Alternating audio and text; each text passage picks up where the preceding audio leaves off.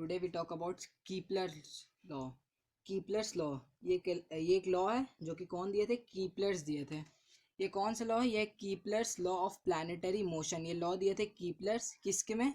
Planetary motion. Motion होता है planets है, प्लैनेट्स का मोशन होता है अराउंड द सन, उसके रिलेटिव में एक लॉ दिए थे कीपलर्स, उसी को बोलते हैं कीपलर्स लॉ।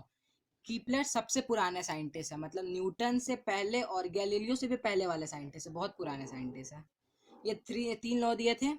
सबसे पहला लॉ क्या बोलता है? This law states that planet move in an elliptical orbit around the sun and the sun is located at one of the two foci. ठीक है, पहले दो टर्म है इसमें नए। इलेप्टिकल सबसे पहला टर्म, दूसरा टर्म है फोकी। इलेप्टिकल कैसा होता है? एक सर्कल है, ये जैसे एक सर्कल है, सर्कल पे एक फोकस है, सर्कल है। ठीक है, सर्कल को ऊपर से प्रेस और नीचे से जब प्रेस करेंगे ना तो उसको कुछ ऐसा स्ट्रक्चर में आ जाएगा, और जब कुछ ऐसा स्ट्रक्चर में आएगा ना तो उसका फोकस दो गो में डिवाइड हो जाएगा, एक इधर एक इधर, F1 F2। ठीक है, तो जब सर्कल को ऐसे प्रेस किए, जो स्ट्रक्चर लिया उस स्ट्रक्चर को हम लोग बोलते हैं इलेप्टिकल, इलेप्टिकल या फिर इलेप्स भी बोलते हैं, इलेप्टिकल। और फोकस जो है ना, ये है एक सिंगुलर वर्ड है, ये एक सिंगुलर वर्ड है। इसका जब हम लोग प्लूरल निकालेंगे ना तो फोकी आएगा, फोकी। तो दोनों को कंबाइन करके हम क्या बोलते हैं? फोकी। तो ये बोलता है कि जो सन है, सन के अराउंड में जो प्लैनेट्स रिवॉल्व करते हैं ना, वो एक इलेप्टिकल ऑर्बिट पे रिवॉल्व करते हैं, मतलब ऐसा ऑर्बिट पे।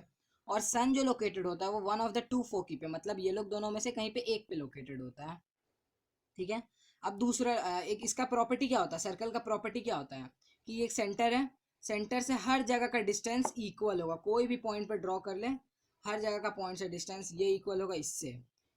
कोई भी पॉइंट पे डिस्टेंस कर लो, हर एक पॉइंट इक्वल होगा। इसका क्या होता है पता है? प्रॉपर्टी, इसका प्रॉपर्टी होता है कि दो है, कोई भी पॉइंट, दो पॉइंट हम मान लिए, एक पॉइंट यहाँ मान लिए, एक पॉइंट यहाँ मान लिए, यहाँ से ड्रॉ किए ऐसे मिला है, यहाँ से ड्रॉ किए यहाँ से मिला है। ठीक है, इसका सम और इसका सम अगर हम यहाँ पे F1 ले ले तो F1 2A plus F2 2A is equals to किसके बराबर पता है? F1 2B, अगर इसको B ले ले तो B प्लस F2 2B, मतलब इसका सम प्लस इसका सम, इसका सम, इसका सम होगा। मतलब कोई भी पॉइंट ले ले तो ऐसा ही प्रॉपर्टी ये शो करेगा, इलिप्स।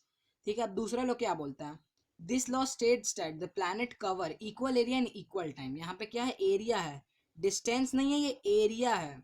दूसरा लॉ बोले थे, दूसरा लॉ में वो बोले थे कि जो भी प्लैनेट होता है ना वो इक्वल एरिया कवर करता है इक्वल टाइम में, इक्वल टाइम में। जैसे एक एग्जांपल लेते हैं, यहाँ पे एक प्लैनेट है, प्लैनेट है P1, प्लैनेट है यहाँ पे एक प्लैनेट है P1 आ गया, यहाँ पे फिर से P1 है, यहाँ पे एक प्लैनेट है, यहाँ से स्टार्ट हुआ रिवॉल्व करना, यहाँ से चला चला चला चला चला, यहाँ टाइम, यहाँ पे पहुंचा P1, यहाँ पहुंच गया कुछ टाइम में।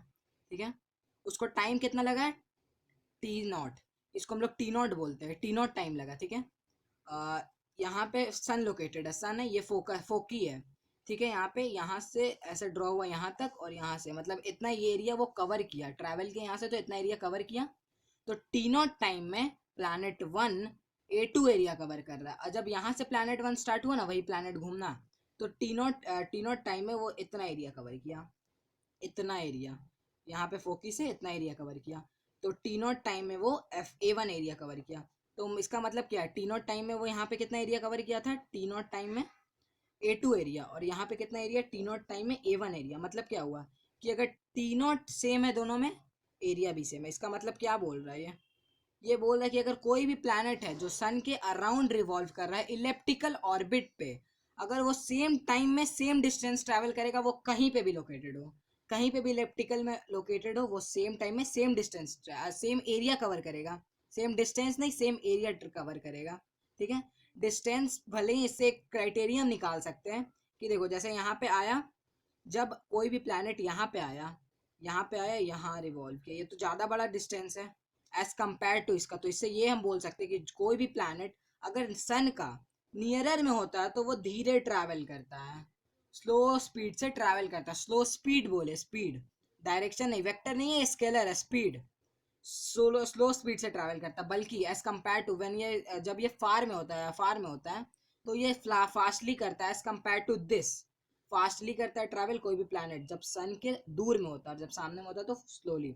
पर एरिया इक्वल कवर करता है चाहे कहीं पे भी हो। तो इससे एक क्राइटेरिया निकल गया। अब इससे एक और चीज आता है, एरियल वेलोसिटी। एरियल वेलोसिटी क्या होता है? एरियल वेलोसिटी होता है area sweeps by time taken. इसमें हम ये भी बोल सकते हैं कि इसका एरियल वेलोसिटी पूरे मोशन में सेम होगा। एरियल वेलोसिटी मतलब एरिया स्विप, एरिया मतलब A2 by T naught. Area sweep मतलब जितना एरिया ये कवर किया, जितना टाइम में कवर किया, area taken by time taken, ठीक है। तो area sweep by time taken, तो A1/T0। यहाँ करो, यहाँ करो, कहीं पे भी करो, हर जगह इक्वल होगा। अभी देखें, A2 इक्वल है A1 का, टी नॉट इक्वल है टी नॉट का, तो बाई करो, कहीं पे भी करेगा तो एरियल वेलोसिटी क्या आएगा, सबका सेम आएगा। तो ये भी बोल सकते हैं, इससे क्राइटेरिया से हम निकाल सकते हैं कि एरियल वेलोसिटी सबका सेम होगा हर एक इंसिडेंट पे पूरे इलेप्टिकल ऑर्बिट में। अब आते हैं न्यूटन्स का थर्ड लॉ पे। न्यूटन का थर्ड लॉ पे पहले कुछ इंपॉर्टेंट पॉइंट्स जान लेते हैं। ये इलेप्टिकल ऑर्बिट है, ये इलेप्टिकल ऑर्बिट है। यहाँ से एक लाइन गया जो इसको इक्वेट्स में डिवाइड किया, दो पार्ट में डिवाइड किया, नॉर्थ साउथ, ठीक है। नॉर्थ साउथ में डिवाइड किया, उस एक्सिस को हम लोग क्या बोलते हैं, मेजर एक्सिस बोलते हैं। मेजर एक्सिस बोलते हैं। एक ऊपर से आया, इधर डिवाइड किया, जो कि ईस्ट वेस्ट में डिवाइड किया, उसको हम लोग क्या बोलते हैं, minor axis. Major axis, minor axis. Major axis का हम लोग हाफ को किससे डिनोट करते हैं, यहाँ से यहाँ तक इक्वली डिवाइड कर रहे हैं दोनों एक दूसरे को। मेजर एक्सिस और माइनर एक्सिस एक दूसरे को इक्वली डिवाइड्स कर रहा है। तो ये बराबर ये आएगा, ये बराबर ये आएगा, ठीक है। इससे समझ में आया, ये बराबर ये बराबर ये। तो मेजर एक्सिस को हाफ को हम लोग किससे डिनोट करते हैं, ए से। माइनर एक्सिस का हाफ को हम लोग किससे डिनोट करते हैं, बी से। तो हम लोग बोल सकते हैं major axis is equals to 2a। कैसे बोल सकते हैं, मेजर एक्सिस था, मेजर एम पॉइंट ए लिखते हैं। मेजर एक्सिस क्या था, by 2 is equals to A था। मेजर एक्सिस दोनों इक्वल, आधा डिवाइड हुआ, तो ये 2 गया, M A is equals to 2a लिख सकते हैं, बस वैसे ही सिमिलर एम बी लिख लेते हैं इसको, 2b बस लिख सकते हैं, इसलिए लिखे major axis is equals to 2a, minor axis is equals to 2b। दो क्राइटेरिया आ गया इससे। हम बता सकते हैं, अगर ए भी दिया हुआ है तो पूरा मेजर एक्सिस का इससे मेजर निकाल सकते हैं। टाइम पीरियड क्या होता है, टाइम पीरियड होता है time taken to complete one revolution of this sun. कोई भी प्लैनेट का, हर प्लैनेट का टाइम पीरियड अलग अलग होता है। जैसे अर्थ का है 365, 1/4 डे है। हर प्लैनेट का टाइम पीरियड अलग अलग होता है। ये क्या टाइम पीरियड का मतलब क्या होता है, time taken to complete one revolution of the sun.